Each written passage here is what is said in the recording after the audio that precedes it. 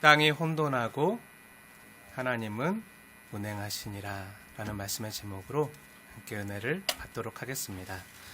창세기 1장 2절 말씀 함께 하나님의 말씀으로 받으시면서 합독해 올리겠습니다. 시작.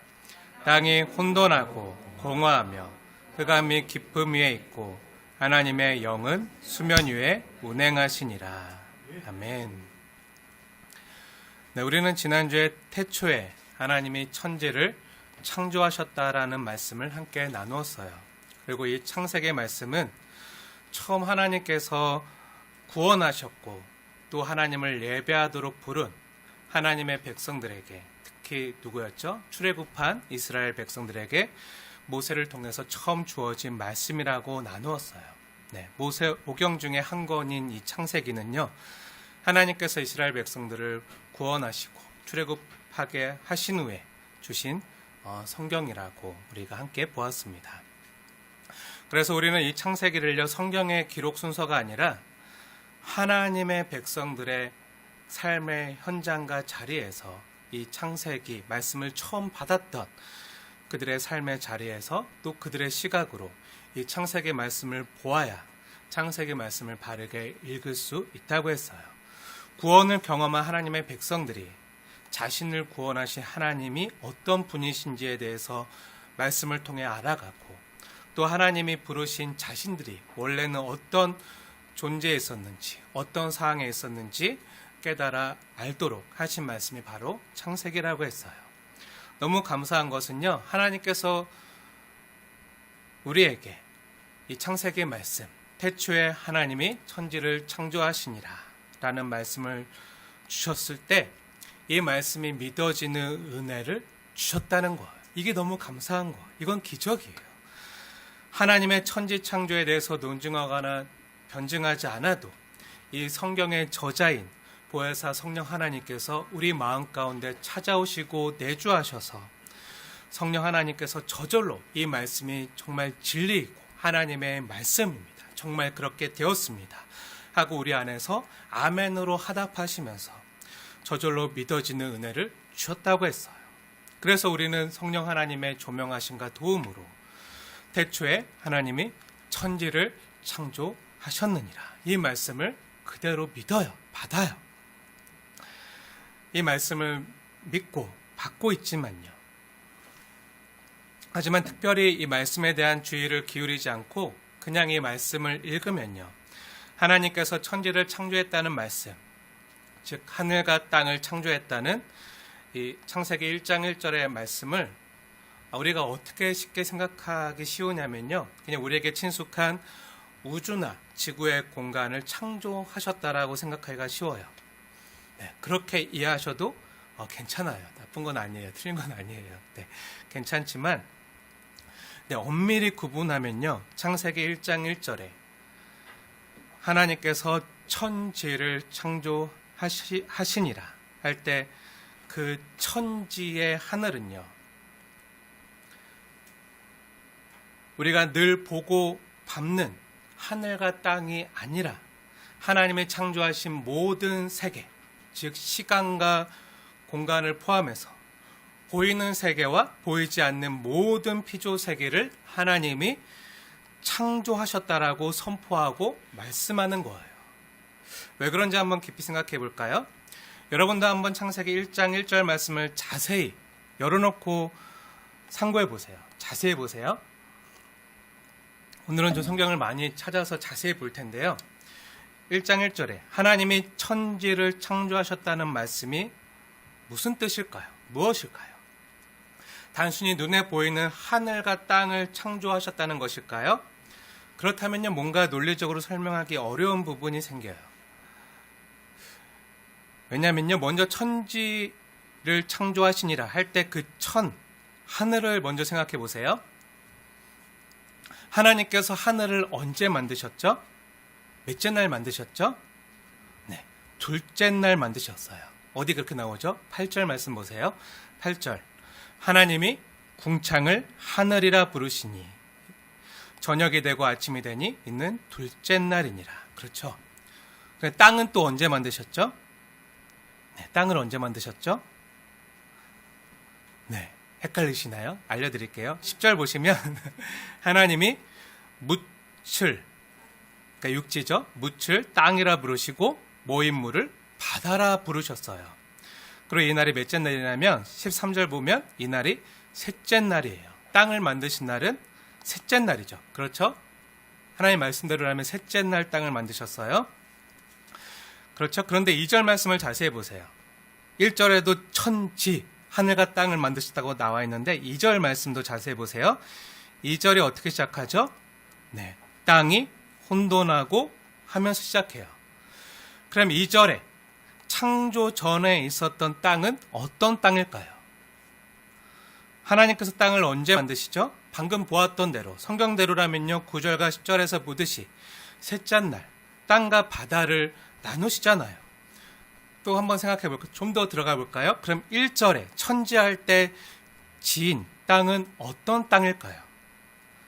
그 지는요 그 땅은 어떤 땅이고, 또 2절에 땅이 혼돈하고 할 때 그 땅은요 어떤 땅이고요, 10절의 땅은 또 어떤 땅일까요? 모두 같은 땅일까요? 이렇게 물어보니 궁금하시죠? 이렇게 물어보니 헷갈리시죠? 네, 다 땅 같은데 다 똑같은 땅은 아닌 것 같고 네. 같은 단어인 땅으로 기록되었지만요 모두 같은 땅이 아니라 뭔가 좀 다른 범주와 개념을 뜻하는 땅이라는 것을 어렴풋하게 느끼실 수 있잖아요.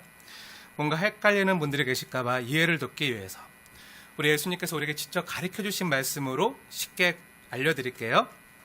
우리 예수님께서 우리에게 가르쳐 주신 말씀, 예수님께서 가르쳐 주신 기도가 있어요. 그게 뭐죠? 주님이 가르쳐 주신 기도, 주기도문. 네, 그 주님이 가르쳐 주신 기도문, 주기도문에 나오는 하늘과 땅 이야기를 해드릴게요.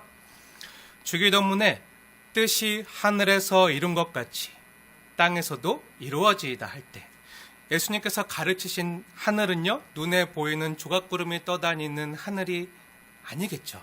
그렇죠. 네. 여기서 땅이 예수님께서 땅에서 이루어지다 할 때 그 땅이 이 땅의 실제 영역이라면요 하늘은 이 피조 세계와 구별되는 하나님이 계신 초월 영역을 가리켜요.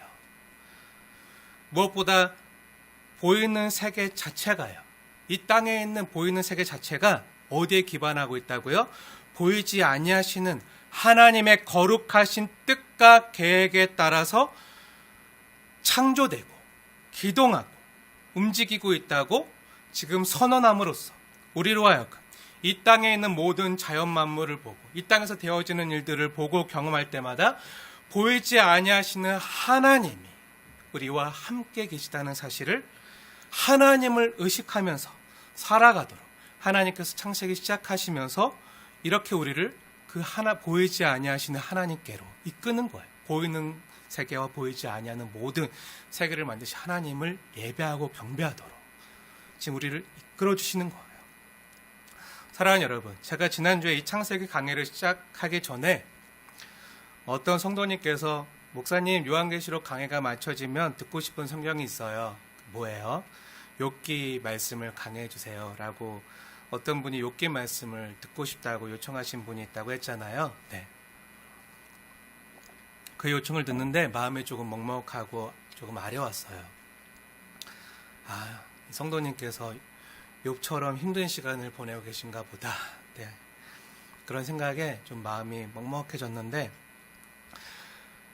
제가 뭔가 도울 수 있는 것이 있다면 좋겠지만 기도 외에는 미력한 제가 뭔가 힘이 되어드릴 수 있는 게 많지 않더라고요. 그게 못내 아쉬웠어요.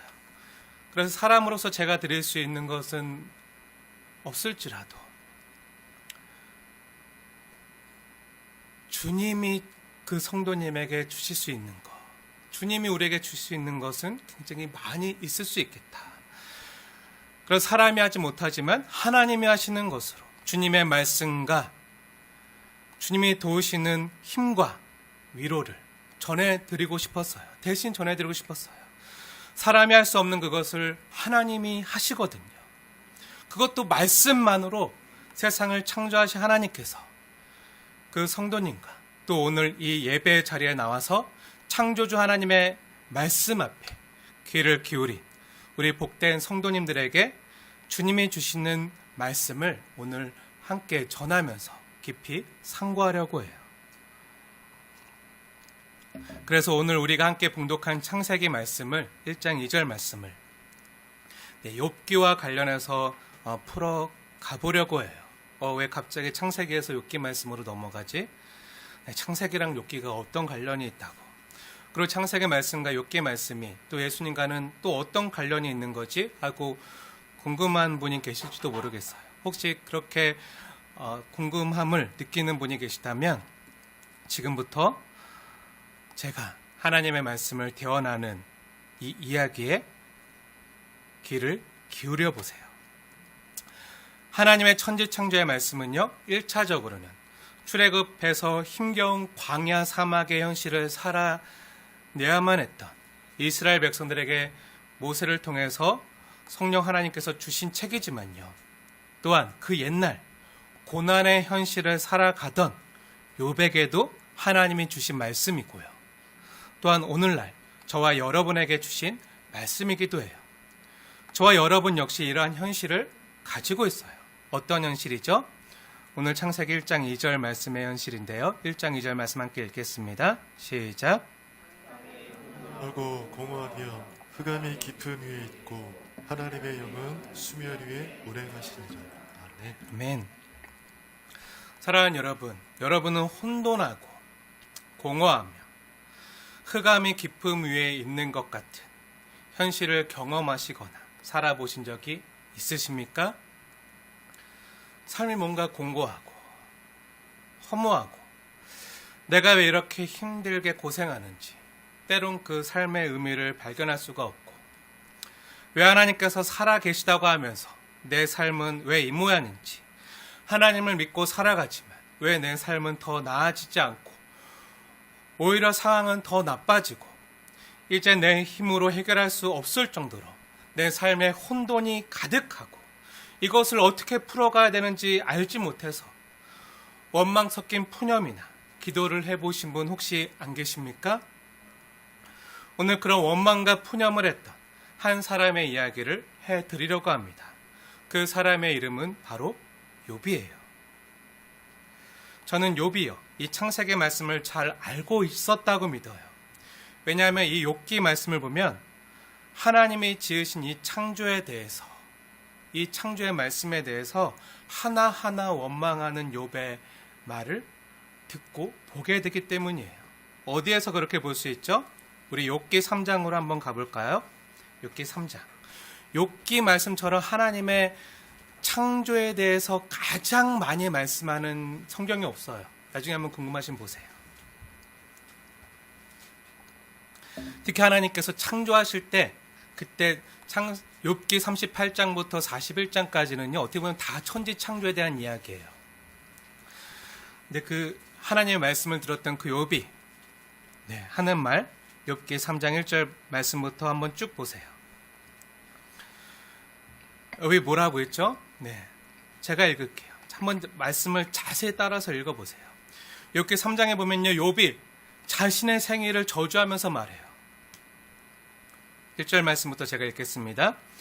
그 후에 욥이 입을 열어 자기의 생일을 저주하니라. 욥이 입을 열어 이르되 내가 난 날이 멸망하였더라며, 사내 아이를 배웠다 하던 그 밤도 그러하였더라며, 그 날이 캄캄하였더라며, 하나님이 위에서 돌아보지 않으셨더라며, 빛도 그날에 비추지 않았더라며, 어둠과 죽음의 그늘이 그 날을 자기 것이라 주장하였더라며, 구름이 그 위에 덮었더라며, 흑암이 그 날을 덮었더라며. 이 말씀을 읽을 때 뭐가 생각나죠? 창세기 1장 2절 말씀이 생각나죠. 다 읽고 싶지만요, 시간이 부족해서 넘어가서 24절부터 계속 볼게요. 창세기 3장 24절부터. 24절. 나는 음식 앞에서도 탄식이 나며 내가 앓는 소리에 물이 쏟아지는 소리 같구나. 내가 두려워하는 그것이 내게 임하고 내가 무서워하는 그것이 내 몸에 미쳤구나. 나에게는 평온이 없고 안일도 없고 휴식도 없고 다만 불안만이 있구나. 이 말을 하면서 지금 욥은요 하나님께 하소연하고 있는 거예요. 근데 이 말씀을 욥기 3장 말씀을 또 우리가 방금 읽었던 이 말씀을 창세기 1장의 말씀으로 바꾸면요, 땅이 혼돈하고 공허하며 흑암이 깊음 위에 있고 라는 말이에요. 자신의 삶의 현실이 그렇다는 거예요. 이러한 현실을 이 땅에서 살아가던 사람이요 욥이었어요. 어떻게 보면요 욥기는요 성경에서 많이 오해되고 있는 성경 중에 하나예요. 그렇죠? 많은 사람들이 욥을 생각할 때 이렇게 생각해요. 하나님 앞에 온전한 자, 완전했던 자, 의인, 고난이 올지라도 하나님을 찬양하는 믿음의 영웅, 주신 자도 여호와시오 취하신 자도 여호와시니라는 너무나도 놀라운 아름다운 찬양과 믿음의 고백을 했던 그런 믿음의 사람이라고 알고 있어요. 또한 극한 고난과 아픔에서도 믿음으로 인내의 사람이라고 많은 사람들이 욥에 대해서 생각하고 있어요. 근데 오늘 욥기 3장 말씀을 보세요. 욥의 아주 솔직하고도 진솔한 고백이거든요. 근데 욥이 쏟아내는 이 진실된 고백들을 보면요, 아무리 읽어봐도요 본받을 것이 별로 없어요. 인내하지도 못하고 참지도 못하고 이겨내는 것도 없고 심지어 차라리 죽는 게 낫겠다, 태어나지 말았더라면 차라리 죽는 게 낫겠다 하는 장면만 계속 나와요. 우리가 다 안 읽어서 그렇지 3장을 자세히 보시면 차라리 죽는 게 낫겠다 하면서 계속 그 말만 반복해서 나와요. 21절 말씀을 보세요. 욥의 고백이에요. 이러한 자는 죽기를 바래도 오지 아니하고 땅을 파고 숨긴 보배를 찾는 것도 죽음을 구하는 것을 더하고 하면서 그냥 죽지 못해 산다고 고백하는 장면만 나와요. 내가 땅을 파고 보물을 발견하는 것보다, 보배를 발견하는 것보다 나는 그것보다 더 원하는 게 있는데 차라리 죽는 거야. 근데 그러지 못해서 죽지 못해 살아. 왜 죽지 못해 살죠? 왜 그러지 못하죠? 하나님이 계심을 알기 때문에. 하나님을 믿고 있어요. 차라리 교회를 안 다니거나 하나님을 안 믿었으면 모르겠는데 하나님이 계심을 알고 하나님이 나를 만드셨음을 알고 하나님 분명히 살아계심을 알기 때문에 그냥 마지못해, 죽지 못해 산다고 고백하고 있어요. 우리가 욥에 대해서 그동안 알고 있었던 것은 뭐죠? 욥기 1장에 보면요, 욥이 하나님을 경외하면서, 욥기 말씀 1장 보세요. 욥의 소개가 어떻게 나오죠? 하나님 앞에 온전하고 또 하나님을 경외하며 신실하게 잘 살던 욥에게 사탄이 시험을 해요. 욥의 이 땅에서의 일상에서의 삶 뒤에 욥의 그 보여지는 삶, 그 배후에 뭐가 있죠? 보이지 아니하는 세계가 있는 거예요. 보이지 아니하는, 눈에 보이는 삶의 현실 그 이면에 눈에 보이지 않는 세계가요 영향을 미치고 있음을 보여주는 거예요. 하나님과 사탄의 그 영적인 배후가 있음을 성경이 드러내주고 있는 거예요. 근데 사탄이 욥을 시험하니까 어떻게 되죠? 욥이 고난을 겪잖아요. 이 땅에서 고난을 겪잖아요. 하나님이 욥에게 이러신 것이 아니라 사탄이 이렇게 하는 거예요. 우리 힘들게 하고 못 살게 하고 어렵게 만들고. 사탄이 욥을 시험하니까 욥이 고난을 겪어요. 힘들어요. 하루아침에 재산도 다 잃어버리고 자녀들도 다 죽고 자신마저 벽에 걸려요. 커다란 기아장으로 자신의 살을 팍팍 긁지 않으면 도저히 한시도 참을 수 없는 그런 힘든 병에 걸려요. 그 고통이 너무 심해서 자신이 태어난 생일마저 지금 저주하고 있어요. 자신을 만드신 하나님께 원망하고 불평하면서 하나님께 시비 거는 모습으로 나타나고 있어요. 차라리 태어나지 않았더라면 좋았을 텐데 하면서 자신의 생일마저 저주하고 있지만요. 자신을 창조하시고 자신을 만드신, 자신을 이 세상에 보내 하나님께 원망하고 있지만, 그러면서 하나님께 불평하면서 시비를 걸고 있지만, 그럼에도 욥이 알고 있는 게 있어요. 뭐죠? 하나님이 계시다는 사실을 부인하진 않아요. 하나님을 부인하지 않아요. 부인할 수가 없어요. 못해요. 욥의 고백을 보세요. 욥기 3장 23절 말씀을 자세히 보세요. 욥기 3장 23절. 욥이 뭐라고 하죠? 하나님에게 둘러싸여 길이 아득한 사람에게 어찌하여 빛을 주셨는고. 하나님이 나와 함께 하시고 나에게 하나님이 계시다는 사실을 알게 해주셨는고 라고 하면서 하나님을 부인하지 못해요. 하나님의 존재와 함께 하심을 알아요. 하나님이 계신 것은 아는데, 근데 욥이 뭐라고 지금 하소연하고 있는 거죠? 뭐라고 소리치고 있는 거죠? 하나님이 계신 것은 아는데, 그래서 하나님을 믿고 있는데, 교회는 다니고 있는데, 하나님은 계신데, 지금 교회 다니는 내 삶의 현실은 만족할 수 없어요. 하나님을 믿지만 내 삶의 현실에 대해서는 도저히 만족할 수가 없어요. 내 자신의 처지를 보니까 원망과 한숨밖에 안 나와요. 그리고 나에게 이런 삶을 허락한 하나님이 야속해요. 욥이 불평하는 건지 뭔지 아십니까? 뭔지 느껴지십니까? 하나님, 나는 잘못한 것이 없는데 하나님께서 도대체 나에게 왜 이렇게 대하십니까? 내가 도대체 뭘 잘못했다고 나를 이렇게 힘들게 하시고 하나님이 나에게 이렇게 심술을 부리십니까? 이렇게 항변하는 거예요. 욥이 이렇게 말하는 이유가 뭐죠? 나는 잘못한 게 없다는 거예요. 내 믿음으로 살려고 했잖아요. 하나님 앞에 온전하게 정직하게 하나님을 경외하면서 살려고 했잖아요. 그동안 정직하고 믿음으로 애써 의롭고 건강하게 살았는데 하나님의 살아계심을 알기에 내 삶에 이해할 수 없는 고난과 아픔이 찾아와도, 자녀들을 주님이 데리고 가셔도, 내 삶에 소중한 것을 다 빼앗아 가도 주시니도 여호와시요 거두시니도 여호와시니 여호와의 이름의 찬송을 받을지어다 할 만큼, 하나님이 보시기에도 하나님이 들으시기에도 감동할 만큼 이런 기도를 내가 쏟아내고 하나님 이런 믿음을 받잖아요. 하나님이 보시기에도 감동할 만큼 이런 믿음을 보였는데 하나님 어떻게 나에게 계속 그러실 수 있으세요? 욥의 신앙으로는요, 욥의 머리로는요, 이해를 못하는 거예요.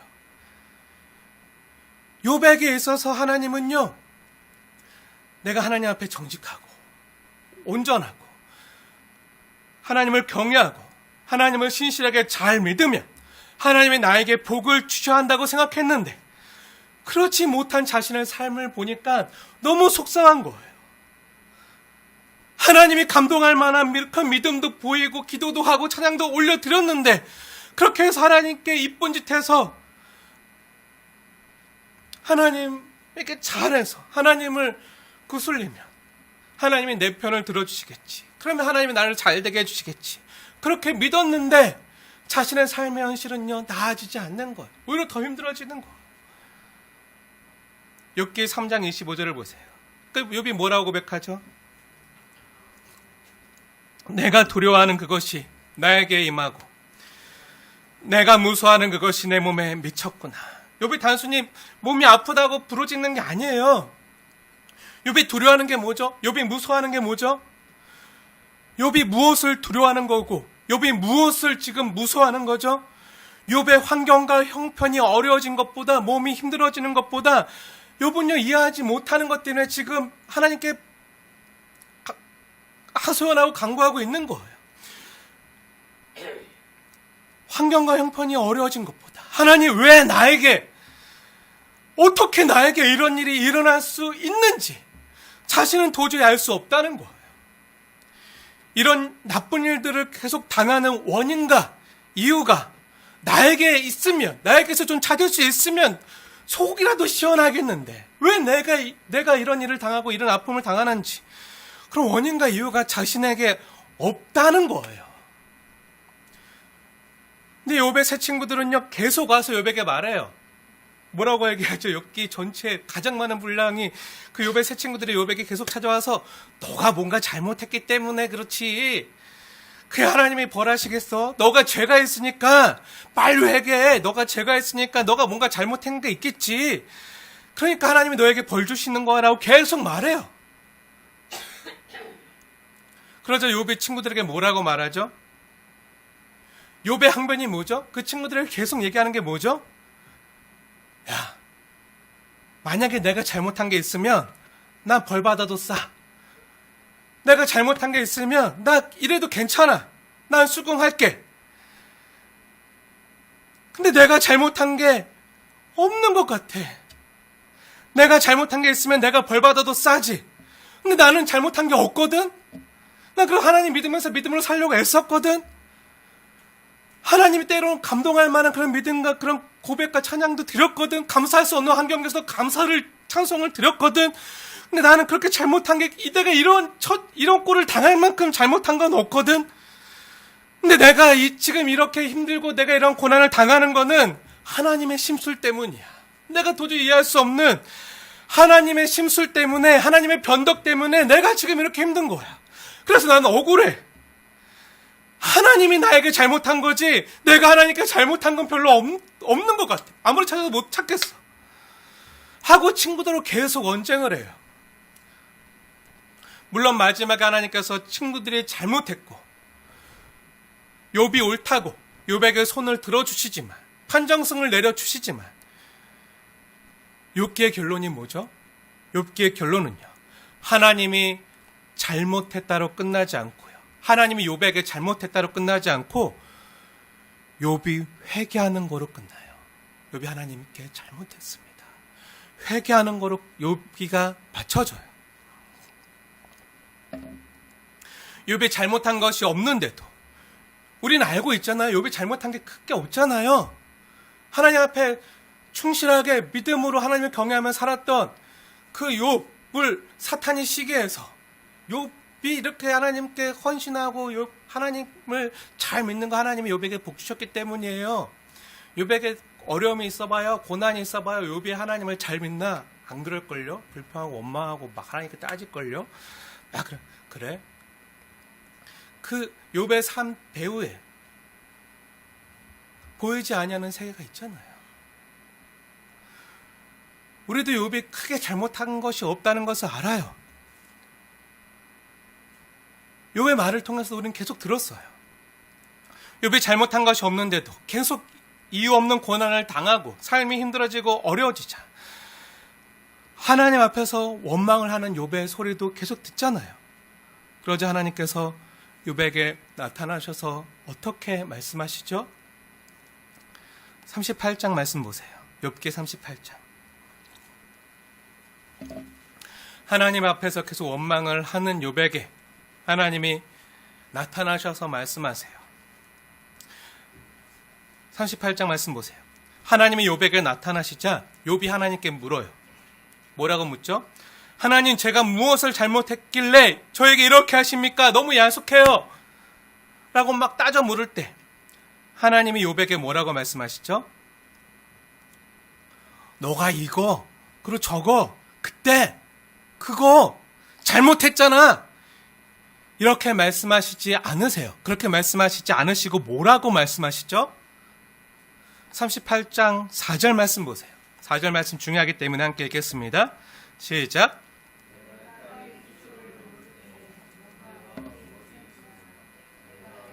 거든 말할지니라. 네. 내가 땅의 기초를 놓을 때 너가 어디 있었느냐? 너가 깨달아 알았거든. 한번 말해봐라. 이렇게 말씀하세요. 너 이거 저거 잘못했잖아. 이렇게 말씀 안 하시고 내가 땅의 기초를 놓을 때, 내가 천지를 창조할 때 너가 어디 있었느냐? 내가 천지를 창조한 이유와 목적에 대해서 너가 깨달아 알았거든. 내 뜻과 계획에 대해서 너가 깨달아 알았거든. 한번 말해봐라. 이렇게 말씀하세요. 그러면 38장 말씀을 계속 한번 쭉 보세요. 눈으로 한번 자세히 상고하면서 깊이 보세요. 계속 보세요. 하나님이 욥에게 말씀하신 말씀들은요, 다 천지창조와 관련된 말씀이에요. 38장부터 41장까지 다 천지창조와 관련된 말씀이에요. 제가 아까 욥기만큼 하나님의 천지창조에 대해서 자세하게 얘기하고 있는 성경이 없다고 했잖아요. 창세기 1장과 2장 말씀보다 더 길게 자세하게 하나님의 천지창조에 대해서 말씀하시는데 이렇게 말씀하시는 거예요. 내가 땅에 기초를 놓을 때 너가 어디 있었느냐? 내가 바다를 만들 때, 내가 땅과 바다의 경계를 정할 때, 내가 낮과 밤의 경계를 지을 때 너가 땅의 너비를 다 측량할 수 있느냐? 너가 우레와 공개의 길을 아느냐? 너가 하늘의 별의 그 궤도를 아느냐? 그 별이 어떻게 움직이는지 그 별의 길을 아느냐? 가슴 속의 지혜는 누가 넣어 주었는지 아느냐? 흙으로 만들어졌잖아요. 흙으로 만들었는 그 우리 흙 안에, 우리 사람 안에 누가 생각하는 그 지혜를, 또 생명을, 영혼을 넣어 주었는지 너가 아느냐? 과학자는요, 발견하지 못해요. 이걸 너가 아느냐? 이렇게 말씀하시는 거예요. 그리고 41장까지 이 말씀을요, 계속 하시는 거예요. 너가 아느냐? 내가 천지를 창조할 때 이건 이렇게 짓고 이건 이렇게 만들고 했던 그 뜻과 계획과 그 이유와 목적을 너가 아느냐? 계속 말씀하시는 거예요. 그 말을 다 전해 들은 욥이 하나님께 뭐라고 고백하죠? 욥기 마지막 장 42장 말씀을 보세요. 42장 1절부터 6절 말씀까지 자세히 보세요. 제가 읽겠습니다. 욥이, 여러분은 여러분의 이름을 넣어서 한번 보세요. 욥이 여호와께 대답하여 이르되 주께서는 못하실 일이 없사오며 무슨 계획이든지 못 이룰 것이 없는 줄 아오니 무지한 말로 이치를 가리는 자가 누구니까? 바로 저입니다. 제가 무지했습니다. 나는 깨닫지도 못한 일을 말하였고 스스로 알 수도 없고 헤아리기도 어려운 일을 지금까지 하나님 앞에 쏟아냈습니다. 주여, 내가 말하겠사오니 주는 들으시고, 주여, 내가 주께 묻겠사오니 주여, 내게 알게 하옵소서. 내가 주께 대하여 지금까지 귀로 듣기만 하였사오나 이제는 눈으로 주를 배옵나이다. 그러므로 내가 스스로 거두어드리고, 뭐라고요? 티끌과 제 가운데서 회개하나이다 하면서 욥기는요, 욥의 회개로 끝나요. 하나님이 잘못한 게 없고요, 욥의 회개로 맞춰지는 거예요. 욥이 하나님께서 내가 땅에 기초를 놓을 때 너가 어디에 있었느냐 하고 물으시면서 천지 창조의 이야기와 또 창조하신 피조물들을 그렇게 창조하신 목적과 계획과 뜻을 하나하나 욥에게 물어보시면서 너가 그것을 아느냐 하고 계속 물어보니까 욥이 뭐라고 하는 거죠? 결국 뭐라고 대답하는 거죠? 네, 하나님, 제가 회개합니다. 제가 하나님의 그 뜻과 계획을 다 알 수가 없습니다. 그 이치를 알 수가 없습니다. 나는 깨닫지도 못했습니다. 그러니 티끌과 제 가운데서 회개합니다 하고 고백하는 거예요. 그동안 욥은요, 자신이 부당한 고난을 당한다고 생각했어요. 그러면서 하나님이 분명히 뭔가 실수하고 계셔. 나에게 이래서는 안 돼. 뭔가 하나님이 실수한 거야. 잘못한 거야. 만약 내가 하나님이 살아계시다는 거 알아. 하나님이 존재한다는 거 알아. 하나님이 나를 만드셨다는 거 알아. 하지만 실수한 거야.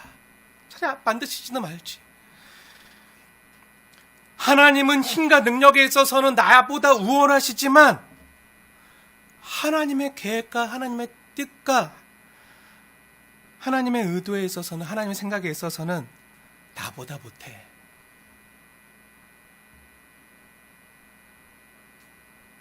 진짜 하나님이라면 내가 원하는 대로 해주셨어야지, 내 뜻대로 해주셨어야지 하고 이렇게 항변하는 거예요. 하나님께서 욥에게 천지창조 이야기를 가르치신 것뿐만 아니라 하나님께서 피조물을 하나하나 눈에 보이는 것과 보이지 아니하는 그런 것들을 하나하나 그렇게 만드신 이유와 계획과 목적이 있음을 보여주시자, 하나님의 하나님 되심을 보여주시자. 그제서 욥이 뭘 깨닫는 거죠? 욥은요, 자신의 사람됨을 깨닫는 거예요. 자신의 피조물됨을 깨닫는 거예요. 그것을 깨닫자 욥이 뭐라고 고백하죠? 욥기 42장 2절 말씀이에요. 2절 말씀 자세히 보세요.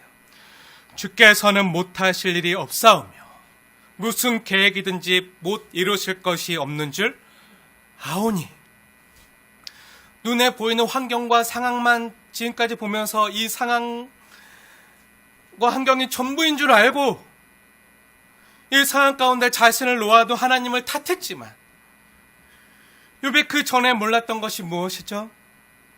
하나님께서는요, 우리가 살아가고 있는 이 땅의 현실, 우리의 삶, 우리가 혼돈과 공허와 흑암이 가득한 그 깊은 곳에 있는 이 삶의 현실에서 하나님은 우리를 건지실 수 있는 분이시고, 또 주께서는 못하실 일이 없으신 분이시고, 또 하나님께서 그렇게 하신 그 계획과 목적이 있으신 분임을 우리가 분명히 깨달아 알라는 거예요.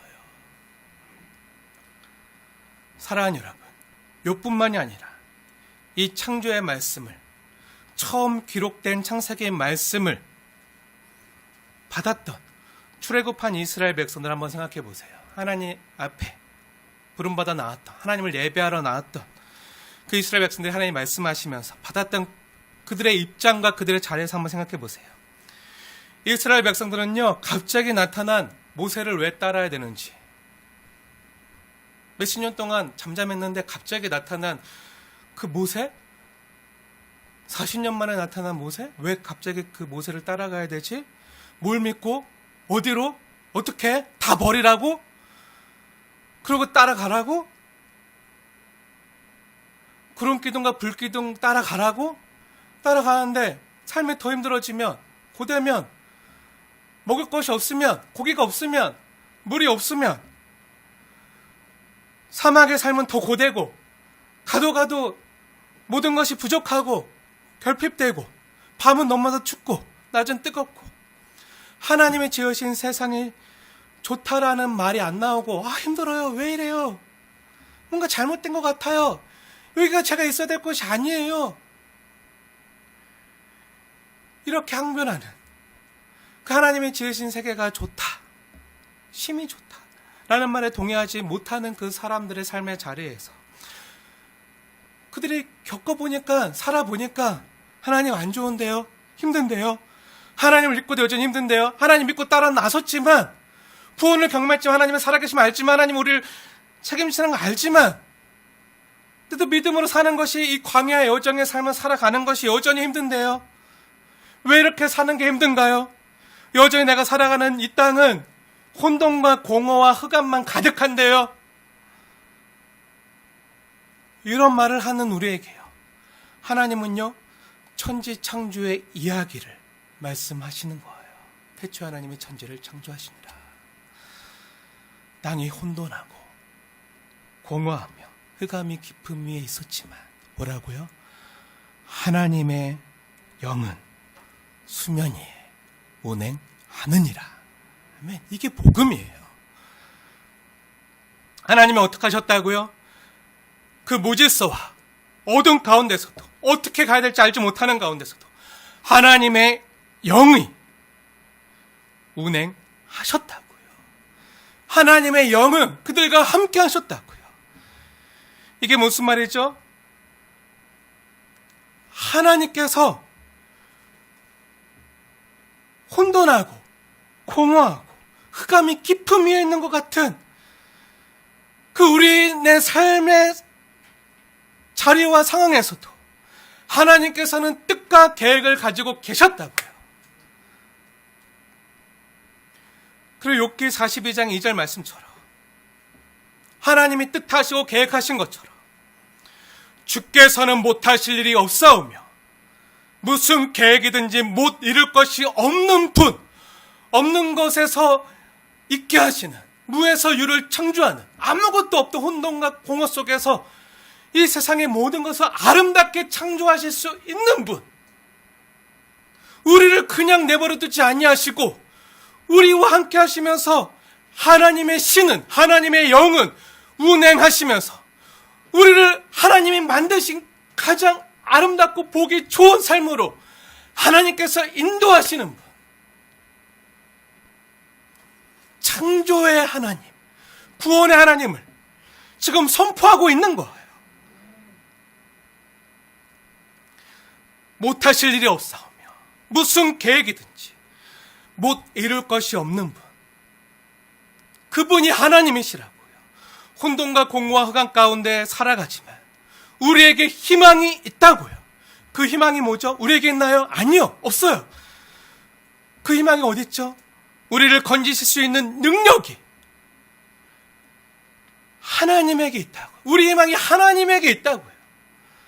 하나님이 우리를 위해서 일하고 계신다고. 운행한다는 말은요, 일하고 계시다는 말이에요. 하나님이 계획하고 계시고 뜻하시고 계시고 운행하고 계시다고요. 그리고 주님이 계획한 그 뜻은 반드시 이루신다고요. 반드시 목적한 바를 이루어 가신다고요. 이 창세기 말씀을 처음 받았던 출애굽한 이스라엘 백성들에게 하나님께서 어떻게 이루셨죠? 네, 그들을 애굽에서 건져내는 것으로, 애굽에서 구원한 것으로, 죄와 사망이 가득한 곳에서, 노예 살던 곳에서 그들을 자유하게 하나님 백성되게 하신 것. 그 죄와 사망의 심판을 내리시는, 애굽의 10가지 심판을 내리시는 것을 통해서 이루셨어요. 유월절 어린 양의 피를 통해서 이루셨어요. 홍해를 가르시는 것을 통해서 이루셨어요. 하늘에서 만나를 내리심을 통해서 이루셨어요. 광야의 반석에서 물을 내는 것을 통해서 이루셨어요. 모세가 광야에서 놋뱀을 들고 그것을 믿음으로 바라보는 자마다 살게 하신 것을 통해서 이루셨어요. 하나님께서 못하실 일이 없다는 분을요 친히 그들에게 경험하게 하신 거예요. 창조의 하나님, 구원의 하나님을 경험하게 하신 것이죠. 출애굽한 이스라엘 백성들이 왜 자신들이 그 어려움을 당해야 하는지, 그리고 그 혼돈하고 어려운 상황에서 하나님이 어떻게 자신들에게 빛을 비추어 주시며 어떻게 자신들을 건져 가시는지를 몸소 경험하게 하심으로 창조주 하나님에 대해서 그동안 귀로만 들었는데, 이 창세기가 주어지기 전에 성령 하나님께서 모세를 통해서 기록하게 하신 이 말씀이 그들에게 주어지기 전에는 그들의 아버지를 통해서, 그들의 아버지를 통해서, 할아버지를 통해서 귀로만 전해 들었는데, 아브라함과 이삭과 야곱의 하나님, 요셉의 하나님에 대해서 귀로만 전해 들었는데, 이제 몸소 하나님에 대해서 경험하고, 또 하나님이 이렇게 창세기 말씀을 통해서 나는 이런 하나님이야 하고 친히 알려주시는 거예요. 보여주시는 거예요. 귀로만 들었던 하나님을 욥이 고백했던 것처럼 하나님에 대해서 귀로만 들었는데 이제야 비로소 하나님을 배웠습니다. 하나님을 경험하게 하시는 거예요. 하나님이 어떤 분이신지를 보여주는 거예요. 어떤 분이죠? 방금 얘기했잖아요. 애굽에서 건지시고 구원하시고 유월절 어린 양, 홍해를 가르시고 하늘에서 만나를 내리시고 강야에서 반석에 물을 내시고 모세가 강에서 옥뱀을 든 것처럼 그것을 믿고 바라보는 자마다 살게 하신 분. 이 모든 일의 예표, 이 모든 일을 통해서 우리가 바라보게 하시는 하나님, 그 모든 일을 통해서 하나님이 우리에게 보여주시는 분이 누구시죠? 네, 우리 주 예수님이요. 예수님이 혼돈과 공허와 흑암의 깊은 곳에 있는 우리를 건지시고 구원하실 수 있는 하나님이심을 친히 보여주는 거예요. 이스라엘 출애굽한 백성들도, 창세기의 백성들도 욥 역시 오로지 구원자 되신 예수님을 믿음으로, 하나님이 이들에게 나타나시고 찾아가시고 경험하게 하신 이 예수님을 믿음으로 말씀을 통해서 바라봄으로 하나님이 아브라함에게, 이삭에게, 야곱에게 말씀하셨던 그 처음에 아담에게 약속하셨던 그 여인의 후손, 그 뱀의 머리를 깨부시고 우리에게 참된 구원과 복음을 주실 그 여인의 후손, 그 예수 그리스도를 우리에게 보여주심으로, 그분에게 우리 친히 말씀을 통해서 보여주시면 어떻게 하나님이 우리에게 일하시고 우리를 혼돈과 어둠과 흑암에서 건져주시는지를 친히 예수님을 믿음으로 말씀으로 바라보게 하심으로 우리를 구원해 가시는, 우리 어두운 삶 가운데 빛을 비춰주는 분이심을 친히 보여주는 거예요. 죄악을 심판하시는 예수님, 유월절 어린 양 되신 예수님, 하늘에서 만나가 되어 내려오신 생명의 말씀 되신 예수님, 반석에서 영원히 솟아나는 생명수 샘물이 되신 예수님, 십자가에 달리신 예수님, 모세가 광야에서 놋뱀을 든 것 같이 들려야 하리라. 십자가에 달리신 예수님, 이 예수님만이 우리가 사는 이 삶의 현실, 땅이 혼돈하고 공허하며 흑암이 깊음 위에 있을 때 성부, 성자, 성령 삼위일체 하나님은 친히 이 모든 악한 상황에서 우리를 구원하시기 위해서 계획하시고 뜻하시고 이것을 이루기 위해서 친히 우리 가운데 찾아오시고 이것을 이루어 가신 분임을 나타내고 보여주고 있는 거예요. 하나님의 하나님 되심을 나타내는 거예요. 우리는 이 하나님을 의지해야지만 살 수 있는 하나님의 백성임을 또한 깨달아 알라는 거예요. 사랑하는 여러분, 제 말이 아니라 하나님의 말씀이에요. 땅이 혼돈하고 공허하며 흑암이 깊음 위에 있는 것 같은 삶을 살아가는 이 땅의 현실에서 우리를 건지시고 구원하실 수 있는 분이 우리 예수님이심을 하나님은 드러내고 계신 거예요. 어디서요? 하나님의 말씀을 통해서 창세기부터 요한계시록까지 다 말씀하고 계시지만 어디서 분명히 보여주고 계시죠? 제 말이 아니라 하나님의 말씀이라고 했잖아요. 그럼 어디서 그렇게 말씀하시죠? 이에 대해서 복음서에서 뭐라고 하는지 아십니까? 한번 찾아볼까요? 마태복음 4장 말씀입니다. 마태복음 4장 말씀 한번 찾아보세요. 마태복음 4장 16절과 17절 말씀, 우리 나에게 주신 하나님의 말씀으로 받으시고 믿으시면서 함께 볼게요. 마태복음 4장 16절 17절 제가 읽겠습니다. 받으십시오. 흑암에 앉은 백성이, 여러분의 이름을 한번 넣어보세요. 흑암에 앉은 백성이 큰 빛을 보았고 사망의 땅과 그늘에 앉은 자들에게 빛이 빛이었도다 하였느니라. 이때부터 예수께서 비로소 전파에 이르시되 회개하라, 천국이 가까이 왔느니라 하시더라. 이렇게 예수님께서 땅에서 하나님의 나라 천국 복음을 전파하시면서 공생애를 시작하신 거예요. 흑암에 앉은 우리를, 혼돈하고 공허하며 흑암의 깊은 가운데 있는 우리를 누가 건지신다고요? 예수님이. 우리를 어떻게 된다고 욥이 했던 것처럼 회개하면서 주님 앞에 나가야 된다고요. 내가 다 할 수 없습니다. 내가 왜 지금 이런 힘들고 어려운 형편을 지나는지 알 수 없습니다. 그 하나님의 뜻은 다 깨달을 수 없습니다. 그 하나님의 계획하신 감을 측량할 수도 없습니다. 하지만 하나님은 이 모든 상황에서 나와 함께 하시고 운행하시고 건지시고 못하실 일이 없는 전능하신 하나님이심을 내가 믿습니다. 이걸 욥처럼 고백하는 거예요. 이스라엘 백성들처럼 고백하는 거예요. 이 창세기 말씀을 받은 모든 백성들이 이 말씀을 복음으로 받아들이고, 이 말씀이 처음 예수님께서 이 복음을 선포하셨을 때 이 이사야 말씀을 통해서, 이 말씀을 이사야 선지자가 말했거든요. 이사야 선지자가 뭘 보고 말했을까요? 창세기 말씀을 보고 말했거든요. 이 창세기 말씀을 생각했을 때 흑암에 앉은 백성에게 빛이 비추었다는 이 복음의 말씀은 우리에게 무엇을 연상시키죠? 자연스럽게 창세기 1장 2절 말씀을 연상시켜요. 혼돈과 공허와 흑암이 깊음 위에 있지만 하나님의 영은 운행하시고, 운행한다는 말이 무슨 말이라 그랬죠? 친히 계획하시고 뜻하시고 일하시고 역사하심으로 어떻게 하시죠? 네, 빛이 있으라 하심에 혼돈한 땅의 현실을 살아가는 우리에게 빛을 비춰주신다고요. 예수님 말대로 하면요, 천국을 주신다고요. 천국이 가까이 왔느니라. 천국이 이미 임했다고요. 천국은 살아갈 수 있다고요. 그 전에는 안 됐지만 이제 예수님을 힘입어서 예수님 안에서 그 천국을 성령님이 주시는 그 도우심으로 이제 천국을 살아낼 수 있다고요. 빛이 비추어진 거예요.